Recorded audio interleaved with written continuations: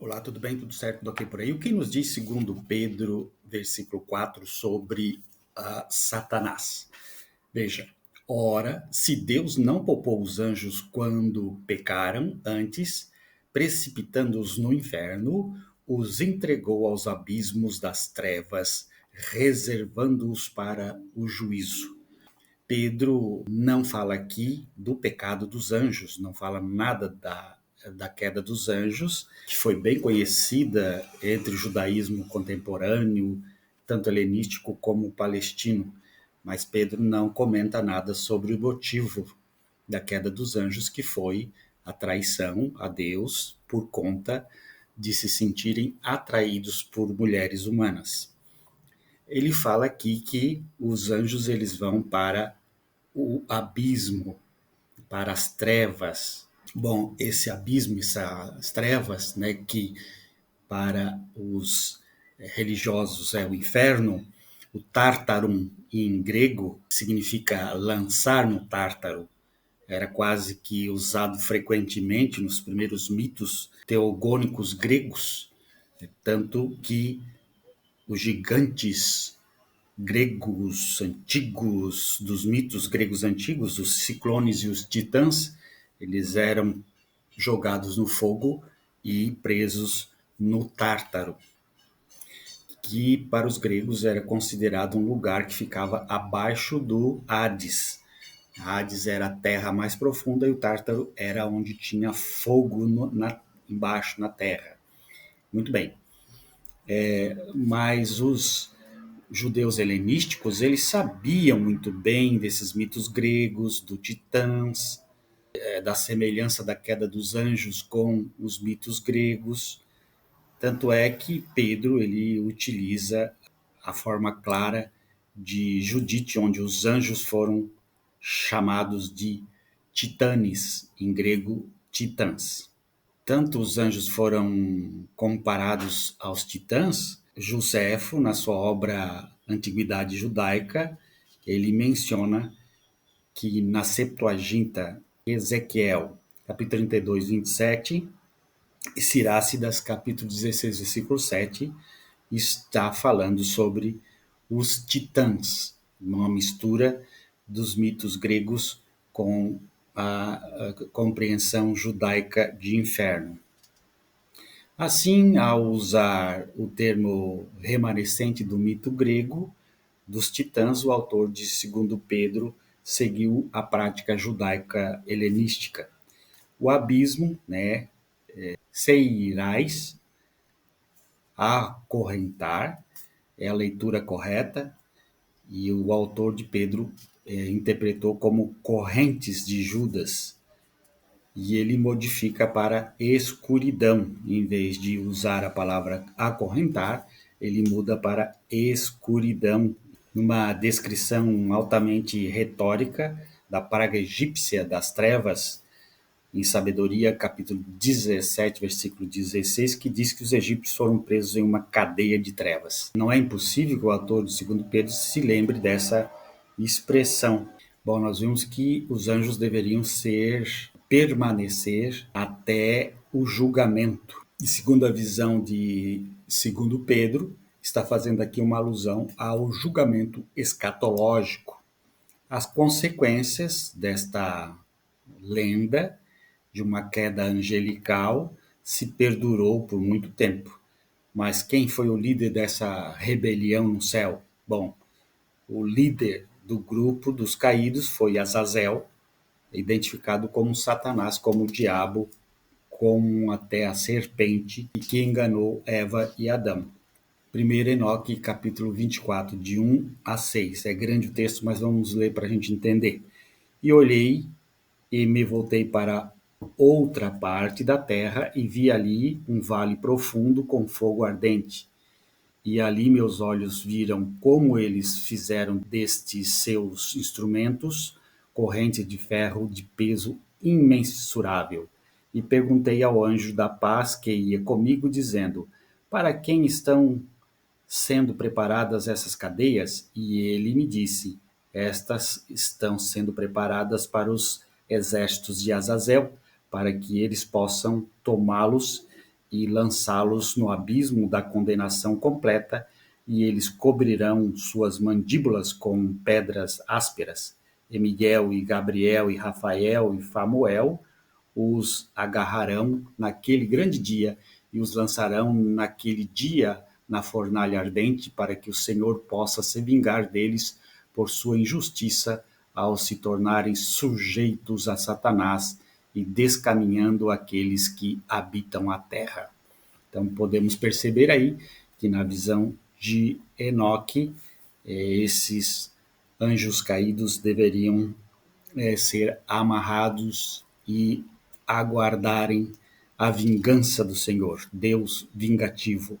Bom, durante a patrística, os padres Irineu, Clemente de Alexandria, Tertuliano e Orígenes, eles mantiveram a ideia de Enoque, também colaborando com a compreensão teológica de que os anjos caídos tiveram relações sexuais com os humanos e toda a história que nós já sabemos, né? Os anjos do céu eram para ter vindo vigiar a terra e de repente eles acharam as mulheres humanas bonitas e desceram e acabaram tendo relações sexuais com as mulheres humanas, e dessas relações nasceu seus filhos eram gigantes, eram os nefilins. Esses nefilins dominaram a terra, fizeram dos homens seus escravos. Os homens acabaram não tendo mais condições de sobrevivência, acabaram sendo comidos vivos pelos nefilins, e em seguida os nefilins começaram a comer os animais da terra, a se alimentar de tudo que existia, até que foram condenados pelo dilúvio. Quem foi Irineu? Irineu nasceu lá por cerca de 130, viveu até o 202 a.C., foi um bispo grego conhecido por seu papel na orientação e expansão das comunidades cristãs. Ele foi a primeira testemunha sobrevivente a considerar todos os 4 evangelhos. É bom lembrar que tinha pensadores e santos padres da igreja na patrística que consideravam um evangelho, outros consideravam 4 ou mais evangelhos. Ele foi um dos primeiros a considerar os 4 evangelhos. Não é possível que os evangelhos sejam mais ou menos numerosos do que são, pois visto que existem 4 zonas no mundo em que vivemos e 4 ventos principais, é apropriado que ele tenha 4 pilares, exalando imortalidade por todos os lados e vivificando novamente aos homens, pois os querubins também tinham 4 fases. Nineu contra as heresias, capítulo 3, versos 11 a 8. Então você vê aqui que Irineu deixa bem claro o porquê que ele escolheu 4 evangelhos. Nada de inspiração divina. Ele diz que é por conta das 4 zonas do universo, da Terra, por causa dos 4 ventos, por causa dos 4 pilares, por causa das fases dos 4 querubins, das fases da Lua, etc. Então, não teve nada de inspiração na cabeça de Irineu para escolher os evangelhos. Irineu escreve sobre a queda dos anjos. Noé, ele juntamente trouxe o dilúvio com o propósito de extinguir a mais infame raça dos homens que estão existindo, que não poderiam produzir frutos para Deus, uma vez que os anjos que pecaram se misturaram com eles. Irineu contra as heresias, capítulo 4, versículo 36 a 4. Então você vê aqui que Irineu tinha uma importância muito grande para a patrística. Ele também escreve sobre a queda dos anjos, falando que os anjos pecaram e se misturaram com os homens, então corroborando com a ideia de Enoque. Clemente de Alexandria viveu por cerca de 150 a 215 depois da era cristã, um teólogo cristão, lecionou na escola catequética de Alexandria.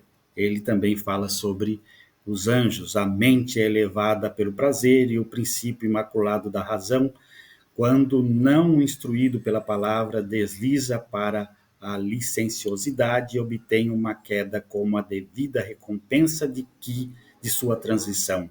Um exemplo disso são os anjos que renunciaram à beleza de Deus por uma beleza que se desfalece e assim caíram do céu para a terra.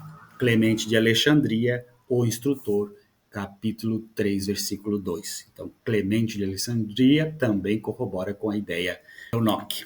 E, por fim, nós temos aí o Tertuliano, também temos o Tertuliano, que viveu entre 155 a 220 da era cristã.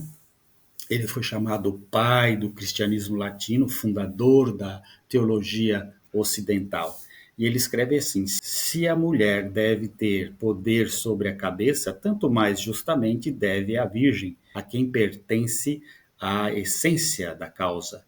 Pois se é por causa dos anjos, aqueles a saber de quem lemos como tendo caído de Deus e do céu por causa das concupiscências por mulheres. Tertuliano, O Véu das Virgens, capítulo 7. Então, Tertuliano também fala dos anjos caídos desta forma. E, por fim, Orígenes diz, Orígenes que nasceu lá em cerca de 185 a 253 depois de Cristo, um escritor que escreveu mais ou menos os 2000 tratados sobre teologia. Ele escreve assim sobre os anjos caídos: mas qualquer que seja o significado de filhos de Deus, desejando possuir as filhas dos homens, isso não contribuirá de forma alguma para provar que Jesus não foi o único que visitou a humanidade como anjo e que manifestadamente se tornou o salvador e benfeitor de todos aqueles que se afastaram do dilúvio da maldade. Ele acrescenta: os 60 ou 70 que desceram juntos foram lançados sobre a terra e foram punidos com as correntes. Orígenes contra Celso, capítulo 5, versículo 55. Então, até o meado do segundo século, a compreensão da exegese judaica era de que os anjos realmente não poderiam ter relações sexuais e, em parte, para suprimir especulações sobre esses anjos. Vamos falar um pouquinho sobre o sexo dos anjos no próximo vídeo. Um grande abraço. Tchau, tchau.